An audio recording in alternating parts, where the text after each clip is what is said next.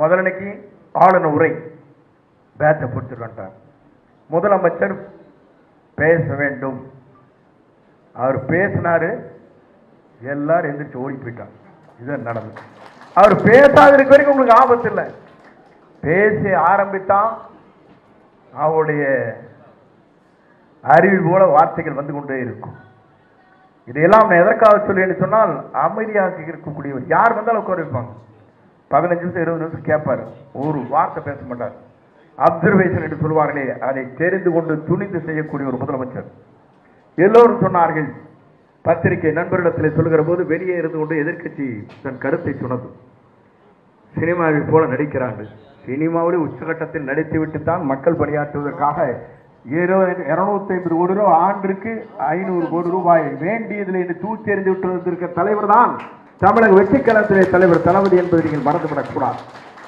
அப்படிப்பட்ட தலைவர் தமிழ்நாட்டை ஆள்வதற்கு எனக்கு எதுவும் தேவையில்லை, தமிழ்நாட்டு மக்கள் தான் என் உயிர், தமிழ்நாட்டு பெண்கள் தான் பாதுகாக்க வேண்டிய பொக்கிஷம் என்று சொன்ன ஒரே தலைவர் நம்முடைய வெற்றிக் கழகத்துடைய தலைவர். அவருடைய பிறந்த நாள் இன்றைக்கு இங்கே நாம் கொண்டாடி கொண்டிருக்கிறோம்.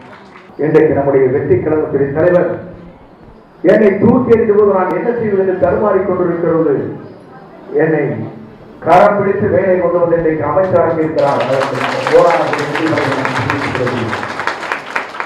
ஆகவே அவருடைய மனிதனையும் எப்படி இருக்கிறது என்பதை காண முடியும். இந்த படத்தை நான் வைத்துக் கொண்டிருக்கிறேன். அப்போ அவர் சொன்னார், என்னை ஒரு நாள் அழைத்தார், சார் அம்மா படத்தை நீங்க கண்டினியூ பண்ணுங்க, அப்பதான் எனக்கு மகிழ்ச்சியா இருக்கு சொன்ன ஒரே தலைவர் நம்முடைய வெற்றிக் கழகத்துடைய தலைவர். நான் எதற்காக சொல்லுகிறேன் சொன்னால், அவரை பொறுத்தவரையும் எல்லோரும் நேசிக்கக்கூடிய தலைவர், எல்லோரும் மதிக்கக்கூடிய தலைவர், எல்லோருக்கும் அன்பு காட்டக்கூடிய தலைவர், எல்லோருக்கும் உரிய மரியாதை கொடுக்கப்பட வேண்டும் என்று சொல்கிற தலைவர். நான் பல நேரங்களில் அவரை கூட்டு கவனித்தேன். காப்பி கொண்டு வருவாங்க ட்ரெயில, அவங்க சர்வ அங்க இருக்கிற பணியாளர் அந்த ட்ரே எடுத்து கையில் நீட்டி காப்பி எடுத்துருப்பாங்க.